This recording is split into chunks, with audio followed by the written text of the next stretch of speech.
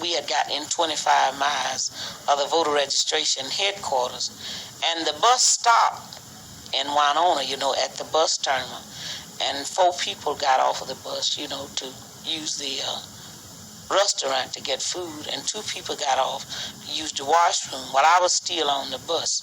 When I looked through the glass, I saw the people rush out, and one of the girls who had gone in the washroom, she just got back on the bus, and I stepped off to see what had happened. And Miss Ponder told me that it was a state highway patrolman and a chief of police on the inside, and began to tap them on the shoulders with billy clubs and ordered them to get out. And I said, well, this is Mississippi. So I got back on the bus, and as soon as I was seated, I saw them when they began to put the 5 people, what was, off the bus, but they wasn't over 6 feet from the bus, began to put them in the highway patrolman's car. And I stepped off again because I was holding one of the ladies' irons, that they was arresting. And she said, get back on the bus, Miss Hamer. And then I heard somebody scream from the car that she was in and said, get that one there. And then a white man stepped out of a car and told me I was under arrest. And when he opened the door and I went to get in the car, he kicked me. And they carried me on down to the county jail where they had the other highway patrolman had carried the other 5. And they, when I walked in with the 2 white men that had carried me down, and they cursed me all the way down. They would ask me questions, and when I would try to answer, they would tell me to hush. And when I walked inside of the booking room, one of the policemen went over and jumped up on one of the Negroes' feet that was with us, and then they just began to, put us in cells. And I was put in a cell with Miss Yvesta Simpson. And after I was put in this cell, I could just hear some horrible screams and horrible sounds, of licks. And I saw one of the girls was 15 years old, was with us. When she passed my cell, and she was real bloody. And then they asked the little man that cleaned up the jail to go inside and mop up that blood. And then I heard some more screaming, and I heard some awful sounds. And I would hear somebody when they say, can't you say yes, sir, nigger? Can't you say yes, sir? And they would call her names that I wouldn't want to go on tape. And she said, yes, I can say yes, sir. So I said. And she said, I don't know you well enough. And I would hear when she would hit the floor again. And finally she began to pray. And she asked God to have mercy on these people because they didn't know what they was doing. And after a while they passed my cell door with this young woman, Miss Annelle Ponder. And one of her eyes looked like blood, and her hair was standing up on her head, and her clothes had been torn from the shoulder down to the waist. And then 3 white men came to my cell, and one of them was a state highway patrolman because he was wearing a little silver plate across his pocket that said John L. Bassinger. And he asked me where I was from, and I told him I was from Rouville. And he said, I'm going to check that. And he went out. And I guess he called Rouville, and they didn't like me in Rouville because I worked with voter registration there. And when he came back, he said, you damn right. They said, you're from Rouville, all right, and we gonna make you wish you was dead. And they led me out of that cell into another cell, and he gave a Negro prisoner a blackjack, and he ordered me to lay down on a bunk bed. And a Negro prisoner said, do you want me to beat her with this, sir? And he said, you're damn right, because if you don't, you know what I'll do for you. And I laid down on the bunk like he ordered me to do. And the first Negro beat me. He beat me until he was exhausted. And after he beat, the state highway patrolman ordered the second Negro to take the blackjack.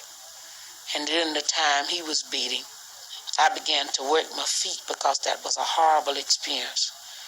And the state highway patrolman ordered the first Negro that had beat to sit on my feet while the second one beat. And I just began to scream where I couldn't control it. And then the white man got up and began to beat me in my head. I have a blood clot now in the artery to the left eye and a permanent kidney injury on the right side from that beat. These are the things that we go through in the state of Mississippi, just trying to be treated like a human being. But still, this is called a part of America. I suppose it's a naive question, but is there no possibility of you making a civil complaint or criminal complaint, or whatever it would amount to, against these people for this beating? The Justice Department brought a suit against these 5 law officials from Mississippi. And they had their trial in Oxford. And they had every evidence in the world, if it ever was going to be any people convicted.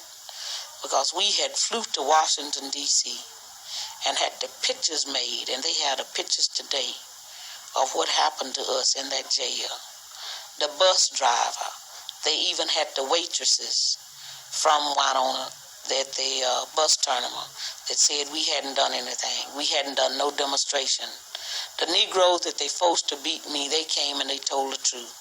They told how these white men had made them drink corn whiskey before they did beat us, because they figured, if they didn't have something in them, that they might not do it. They told all of that, and nothing have been done. Those same men, I guess, are still wearing their guns.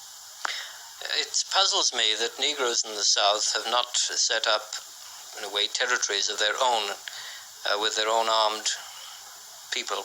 Clearly, what the Deacons now in the South is armed defense organization, so that you're outside of the control of police officials like this. Why has this not happened? Is it because the white people there are so powerful that such a rebellion has been impossible? They are very powerful in the state of Mississippi. But some of the people, I think, is beginning to get where now they just don't care. They are beginning to see if they try to do anything for themselves, well, they'll be killed anyway. By the police officials? By the police officials, because it's nowhere that I would call myself going in the state of Mississippi to be protected by a police official, because they are worse than a savage. The federal government isn't able to effectively give you security?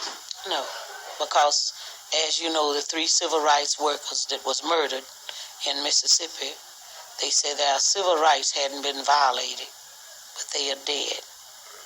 And one of their killers is still the sheriff? That's right. In fact, the same men, Rainey and Price, was assisting the people across the street when they was having memorial service this year for Cheney, Goodman, and Michael Strana. And Michael Strana was a Jewish person, but he was one of the greatest men I ever met. You knew him? I knew him very well, and his wife, Rita. And I couldn't have went there for a memorial service, and let these same 2 police officials guard me across the street. I wouldn't have been low enough to low their death to go across the street, let them guard me across the street. When if it hadn't been for them, they wouldn't have been dead. What do you feel about the Deacons? This is frightening some white people, but I can't understand why they don't understand that this is a natural development. I think it's one of the greatest things that ever happened. In fact, I admire those people. I respect those people, because they are doing what I believe every Negro under the heaven feel if he doesn't have the guts to say it. What do you think of Malcolm X? Malcolm X was one of the best friends I ever had. A remarkable man. Oh, he was a great man.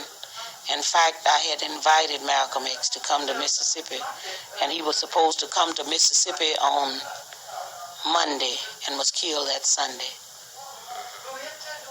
Now, he had belonged to the Muslim organization. Are the Muslim groups making much progress in the South? They seem mostly to be in the North. Mostly in the North, because a whole lot of things that the Muslims stand for, I don't agree with their policies. But I did respect Malcolm X, and Malcolm X was a great man. What can you think of that the Muslims advocate that you don't agree with? Can you think of one of the things is setting up a separate state. Just give the Negroes a state. They won't a state, set up, it would have to be more than a state for 20 million black people in this country, but just to have so much separation, that we couldn't, we wouldn't have to deal with white on no terms, and just put us out, what I would say, on a deserted island. And what we had thought of with a lot of white people in the country, we'd last about 2 days. It's sort of a reverse racism. Yes, and just be wiped off the map. Because, you see, I take this stand that I don't see all people as bad. If we didn't have some good white people, it wouldn't be anybody standing up, trying to help bring about a change and make things better, not only for the Negro, but it will benefit every human being in this country if we were just freed.